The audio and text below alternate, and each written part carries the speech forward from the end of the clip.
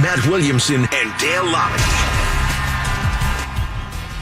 Yes, here we are, back on the lovely campus of St. Vincent College after a Steelers preseason game on Thursday night in Philadelphia. I was there. Matt was watching intently on the couch. And with Crawley. No, me and Crawley in the station. Oh, you and Crawley in the post-game show, right. Did he leave early? No, we gutted it out. I carried him. Well, that goes without saying. But lots of good stuff to come out of that game. If you're a Steelers fan, a lot of good things that you could look at and say, yeah, I feel pretty good about that performance. We'll be finishing out the final 4 days here at St. Vincent College, and that will end it for this Steelers training camp. So if you've been waiting to get out here, I don't know what else you're waiting for because you're running out of time. Make it snappy. Yeah, get yourself out here. Obviously, the Steelers now play their second preseason game next Thursday in Green Bay and then have their final two at home. They also, on next Sunday, a week from tomorrow, will have their Fan Fest. Right. Family Fest, I should say, down at Heinz Field. I think we're broadcasting from there as well. We will be doing that. So lots of good stuff going on in the next coming week here. Another preseason game to talk about. But, Matt, we have a preseason game that just happened to talk about. And, a lot to talk about with that one. Really a lot of good stuff there. If you were watching that game hoping to see a lot of Mason Rudolph, you got to see that. Mm-hmm. If you were hoping to see a lot of Josh Dobbs, you got to see that. True. If you're hoping to see a little bit of Landry Jones, you got to see that. If you wanted to see a lot of McCullers and Hargrave, you saw that. If you wanted to see a lot of Ben and AB, you don't see that. I was kind of surprised that Hargrave, when B.J. Finney got hurt in the third quarter. Right. That was the third quarter? Yeah, the third quarter. Yeah. B.J. Finney and Javon Hargrave were the only starters who were still out there at that point in the game. It's kind of surprising to me that both of those guys would still be on the field in that situation. Yeah. Let's just talk about Hargrave for a moment. Okay. Because I thought he had a rough first half, to be very honest with you. And that's probably why he was out there. That's why I think he was out there, so people like us would talk about it, make more of a note that, hey, you got to be stouter at the point of attack. He looked like he was on skates at times against a very good offensive line, and they played, that's as good a competition as he will basically face, but that's not an excuse. I mean, that's the standard.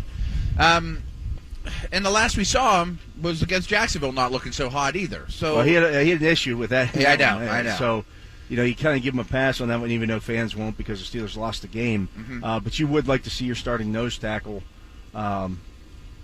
do some more things out there, win some of those one-on-one battles. Especially later in the game when the starters, when you're playing against backups. Right. And he did get better as the game went on, I thought. Yeah. One other note I just want to make sure people realize, though, too, is when I watched the game a second time, a big thing the Eagles do with their tight ends in motion is they will wham block defensive tackles. Yes. And in the preseason, they didn't watch any Eagles tape. Right. Like that. So you're not expecting that. Right. You're not. I'm not making excuses for the guys, but that's a fact. You know that if that happened in the regular season, you'd say, dude, that's what they do. You got to be aware of that stuff. Right. And this one, and they would game plan for it all week long, so he would know it's coming. In this situation, you're probably talking about it 2 or 3 series into the game. Hey, they keep hitting me with that wham block. Right. What can we do? We got to do something about this. Right. So I do think that's noteworthy that was somewhat of a game plan dependent situation.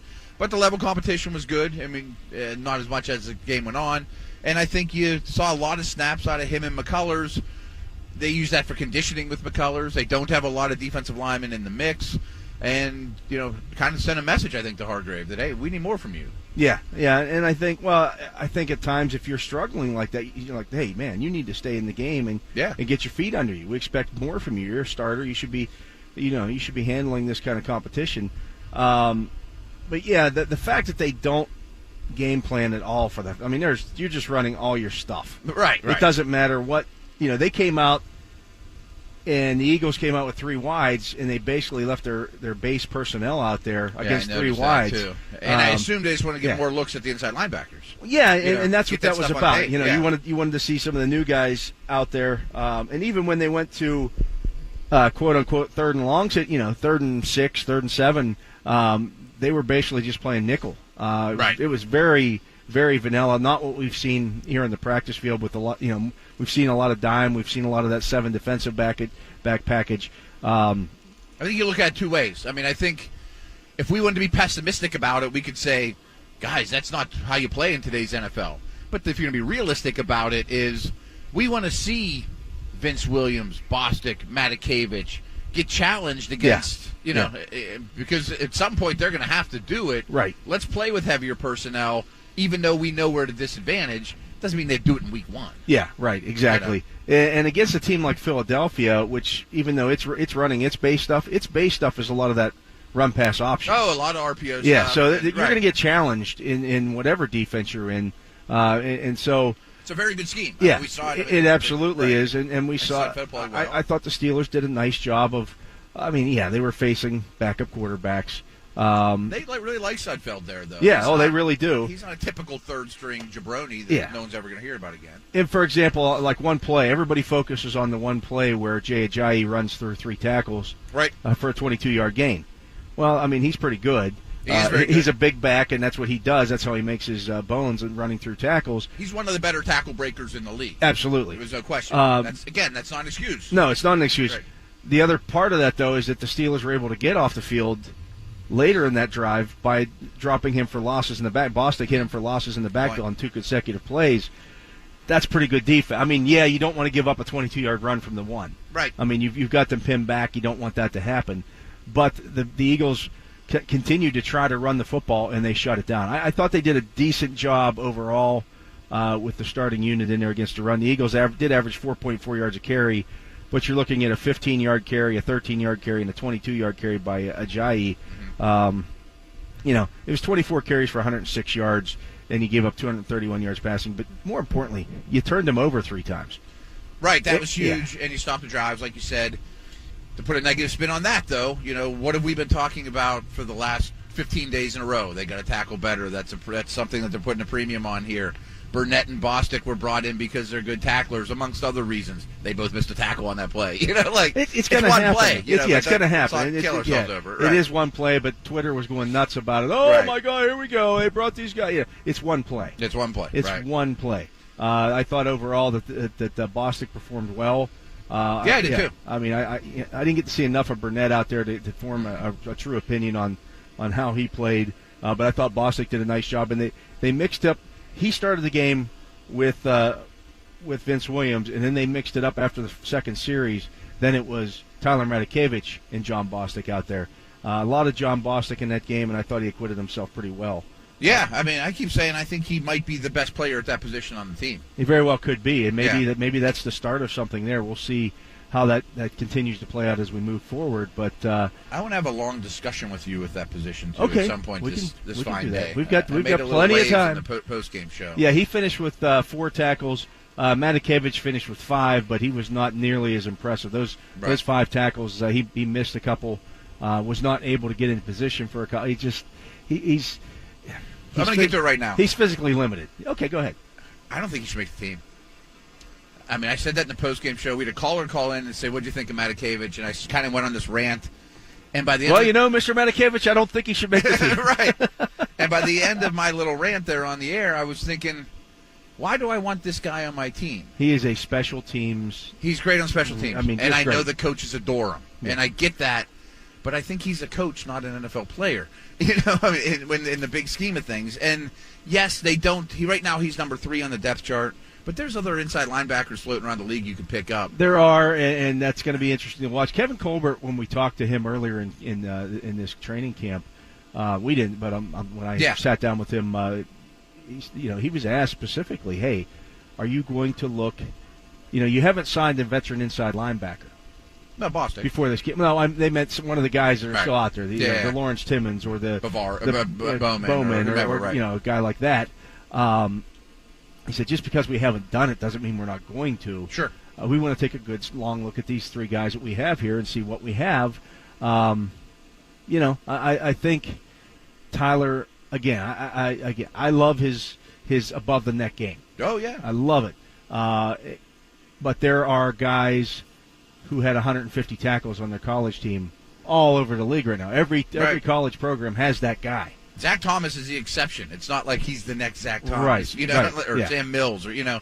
At the same time, I think if they were talking about releasing him, I think Danny Smith would jump off a cliff.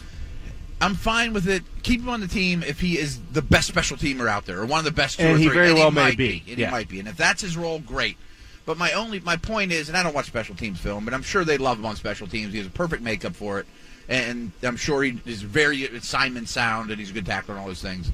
But he can't be out there on defense. No, I said he the really same thing. Can't. I mean, I said the same thing when we were sitting here last year at this time, when they were talking about him being the primary backup at both inside linebacker spots. Yeah, I could see that for one of the. I said, okay, if he's backing up Vince Williams, okay.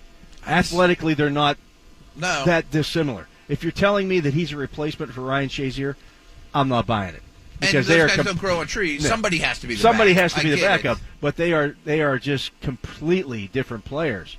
All I can think about is if he comes trotting out on the field in any down and distance situation against any of the 31 teams in the league, the offense coordinator is going to say, attack him without mercy. Yeah. No matter what. And to me, that makes him a roster clogger. There's a couple guys I want to talk about on this team that maybe shouldn't be on scholarship anymore. Maybe you move the younger guy on the team because you know who these guys are. The upside isn't there. And I understand that he is one injury away from being a, quote, starter. But he's not good enough when he's on the field. I mean, he kills you when he's on the field. Well, I thought Matthew Thomas played pretty well, too. I'd rather keep him. Yeah. He's athletic. He runs well. Mm-hmm. Does a lot of the things that you need to do in today's NFL. Right. And much higher ceiling. Oh, absolutely. I mean, he was a premium. When I say premium recruit coming out of high school, I mean we're talking top 5. Mm-hmm. In the entire nation. Could have gone anywhere he wanted. Goes to Florida State, which is pretty good school. Pretty good school to go to. Right. For whatever reason, it just never completely clicked there. He didn't have. And he had some off-field issues. I mean, that's why everyone's like, why was he undrafted then? But they weren't anything that were like. He was never suspended from school. No. The off-field stuff was one of the things. His mother died while he was a student in college. That would tend to mess with you a little bit. Yeah. Imagine if you're a 19-year-old kid or 20-year-old kid away from home, and So it was a difficult situation. But you see the athleticism that he puts on display out there. I keep noticing him, especially in the passing game. Right. He jumps into lanes. He gets his hands on balls and that's what it's all about, man. Yeah. I mean, someday he might be a man coverage guy against good tight ends. Yeah, because he's got that build. He's 6'3". He's long, 235 or so, and looks like a basketball player almost. Yeah, that's what that position is morphing into. You think about the Telvin Smiths and guys like that. Sure. That's what they are. And right now, Tyler Medikevich is I trust him more than I trust Thomas, absolutely. For sure. Yeah. I mean, that should go without saying. He's been here for a while, and Thomas just arrived.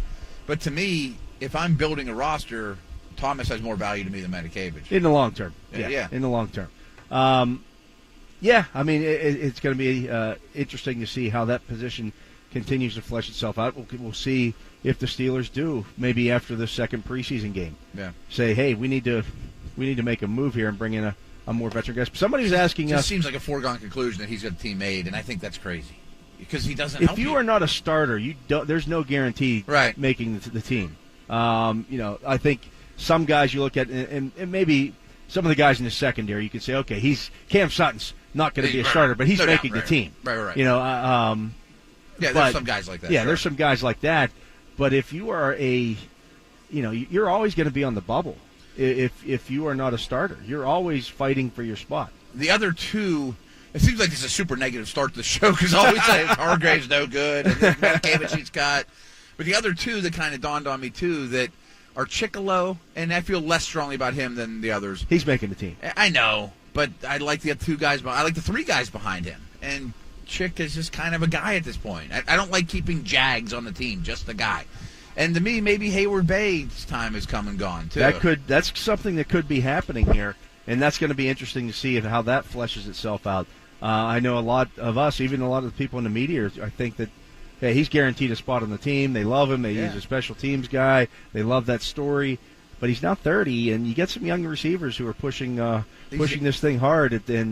These young guys keep popping. You're not going to be able to stick them on your practice squad. Right. I mean, think Dallas and Buffalo could use those guys? It's nice to have it's nice to have a veteran presence in the wide receiver room, but at some point you got to look at it and go, okay, well, this kid's just better. Yeah, and he's another one that if you put him out there on offense, you're playing the guy short. I mean, he's not really an asset. Yeah, absolutely. Let's talk more about that wide receiver group when we come back. He is Matt Williamson. I'm Dale Lolley. We are listening to us live from Steelers training camp at St. Vincent College.